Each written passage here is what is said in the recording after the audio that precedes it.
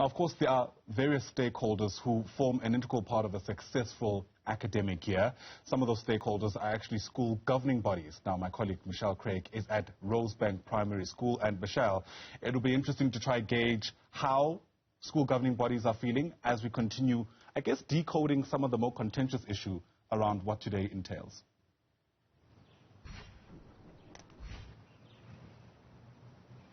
Absolutely, Ayanda, and a very good morning to our viewers once again. If you are tuning into the broadcast for the first time, it's just gone 6:42 on this 12th of January. It's back to school for inland provinces, and we're, as you say, in Johannesburg at Rosebank Primary School.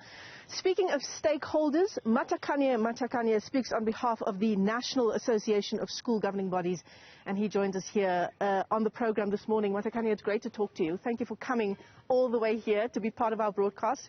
You know, you and I were talking about the issue of rotational learning.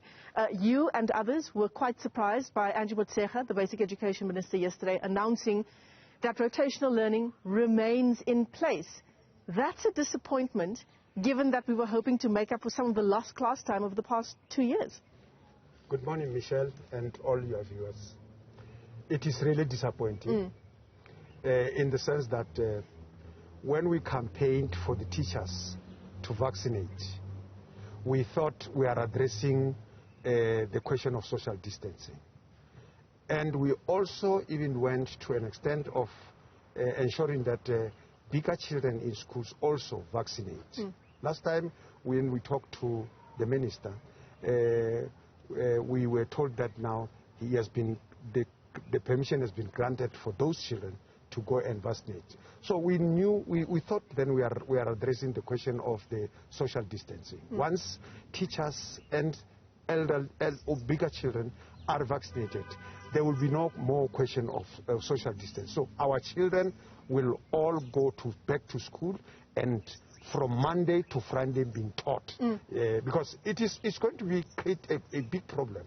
There's a gap of the children who were affected 2020, the children who were affected 2021, and it continued because these very children who are going to do grade 12 this year, they were doing grade 10 in 2020.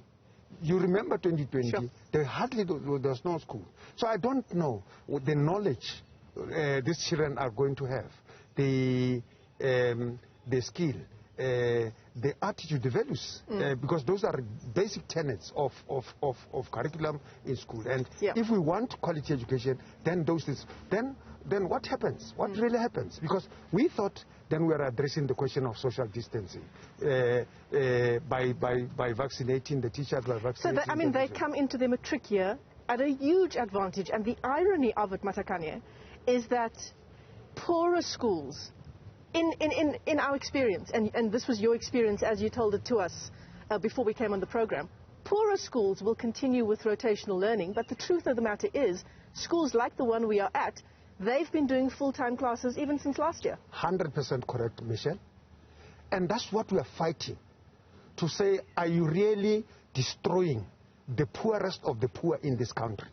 Are you really continuously destroying the township, the poorest of the poor, the working class, and all those? Because these are the real children, that the real schools that we are looking at, to say if we improve things, then these children will be the same. Then it means the gap is opening. Equality, for these 3 years, I think the gap has been widened. Rich school, there's no problem. They've been going to school. Or they've been doing online learning? Yes, online learning. They've been going to school physically, and no problem. Now, why can't really they feel for this poor, the poorest of the poor in this country? So where do we take the fight now with the Basic Education Department? How does the National Association of School Governing Bodies take this fight up? We have to go and talk to the minister, so that the minister must be able to talk to government to give schools special dispensation, so that now, if then it's a question of the regulation, then the schools must be exempted from there, so that all these children must go to school from Monday to Friday. Absolutely. It's the only way we're going to make up for lost time.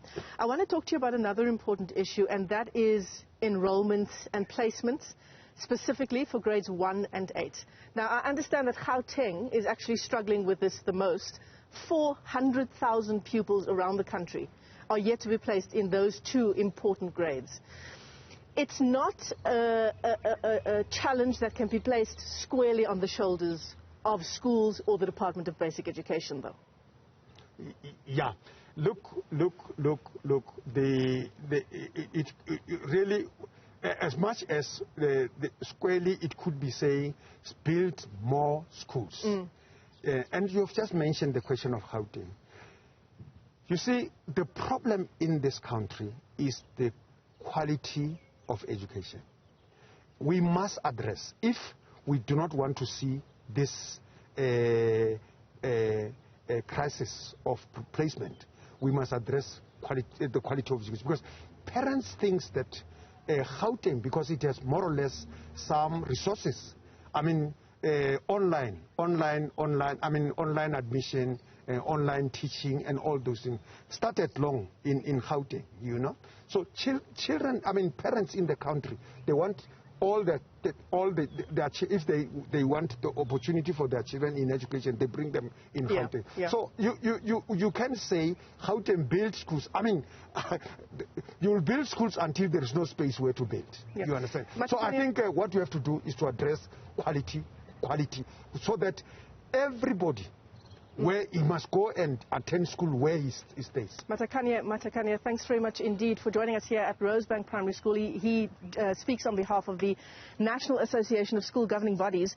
As he talks about the challenge of building more schools, 57 schools, that's in Gauteng alone, have either been vandalized or they are in dire need of infrastructure development. Just some of the issues we'll continue to unpack for you here on the AM Report.